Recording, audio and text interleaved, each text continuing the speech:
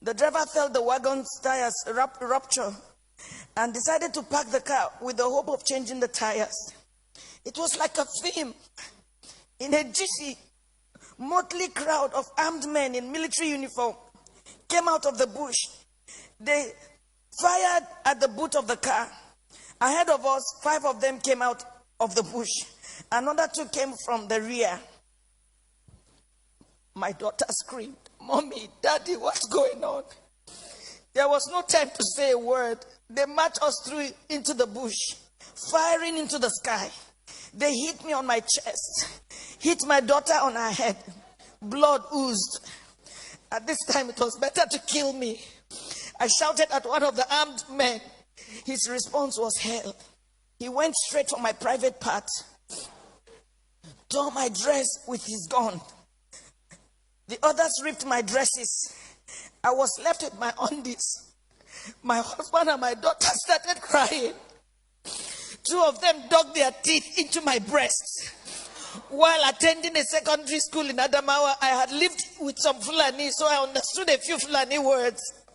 I started pleading, at least for my daughter. To my shock, at gunpoint, they removed the dress of my little girl. One of them carried her on his head as a baby, on his head as my baby struggled, shouting, "Daddy, Mommy, what's going on? Help me!" I could not help myself. We marched for 9 hours. I was half naked. My daughter was totally naked. Her tears was like a stream of blood on her cheeks. Our phones had been seized. We ended up in an ungoverned region in the thick of the forest. We met a well-organized group. There were some kidnapped victims. I saw 2 women, 2 ladies and 3 men. There were some people with their legs chained to trees. They were as if half dead. We were separated. I was separated from my husband. My daughter was taken away. I only heard her screaming intermittently. I did not know what they were doing to her. These men, now about 2 dozen, had a full kitchen. They had a huge camp and a traditional medical team. How can they say they don't know where these people are? How can they say that? But the camps appeared isolated from each other. We heard noises afar, indicating it might be nuclear settlements of camps. Right in my presence, I saw them pack the remains of a woman. They took her and buried her a few meters away from us. She had tribal marks. I cannot describe the agony of 6 days in captivity in this little piece. I cannot talk about how they asked my husband to choose between myself being raped or his daughter being raped. My husband broke down in uncontrollable tears. One of them hit him saying, "Yoruba bastard, you dey cry, idiot." They now gave him an option that he should be raped by one homosexual among them. My husband, a devout Muslim. My husband is a devout Muslim. He told them that homosexual and rape of any kind was against Islam. They hit him with the butt of AK-47. What do you know about Islam? You can imagine, you are being asked to choose between being raped by a homosexual, your daughter just 9 years old, or your wife being raped. They gave the 4th option. If you fail to choose one, we would rape your daughter, rape you, the man, and rape me, the wife. I made myself the sacrificial lamb. My husband begged, saying they should name any price. One of them asked him to bend down. 3 beastly criminals sat on his back, jumping until he was too weak to stand.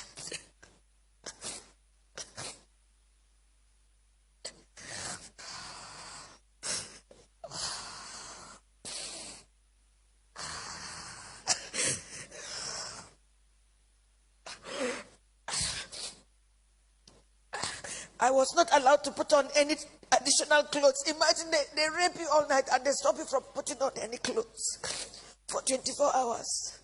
The rain fell once. I became a relic at a sexual museum for the armed men, who in turn addressed me and asked questions about my financial standing. New Fulani men joined the camp. They organized military training for the new Fulani men that came, teaching them how to shoot and walk through circles of glowing fire. They were not released until after 6 days. We were not released until after 6 days. We had to walk the same zigzag journey back to the main road, our eyes blindfolded. During the negotiation to pay, they said the money was not for them alone, that they had to settle those who sent them. For me, I see a thriving organized crime supported by powerful political interests. Now, I do not think we were released to freedom after paying a whopping 8 million naira. I do not think we can ever be free. We can never be free from the anguish, the psychological trauma, the nightmares we suffered, the occasional fits of my daughter, her waking up at night behaving strangely, her asking the same question over and over, Mommy, why? And I do not have an answer. In my life, I have never passed through a torture chamber like this. I do not think any society should let this happen. I do not know the fate of those we met and about 7 other people brought during the 6 days we were in captivity. What I saw was a nation that has collapsed, but pretends she lives. A people on life support. Crime is not restricted to Fulani people alone. We have Yoruba criminals, but I don't think Yoruba criminals are this beastly. These elements are savages. I can't imagine Yoruba thieves going to Sokoto or Meduguri to kidnap Fulani people and keep them in their own bushes. It gives me mental torture that this is happening, and some people are even trying to justify or look for excuses. Well, as a devout Muslim,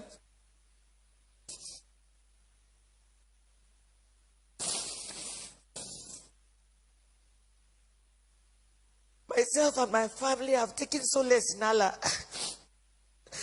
Not the Nigerian police, not the army, not the government. We have taken our faith the way it came. This is supposed to be fate. I thank God that we successfully returned to where we live, thousands of miles from Nigeria. We thank God that we have made a vow. Never shall me, any of my children or husband in our lifetime visit Nigeria again. Our remains, anytime we die, will also not be buried in Nigeria. It was a suggestion my daughter made, which we all adopted. I pity the country. I pity her people who continuously walk like the living dead. I pity those who parade themselves as leaders because they know nothing about what is going on, and the abyss the country is sunk already. I pity Yoruba people. Oh, I pity you. I pity my people. For me, the issue is not about President Buhari. Democracy can produce anything, even the worst in the society.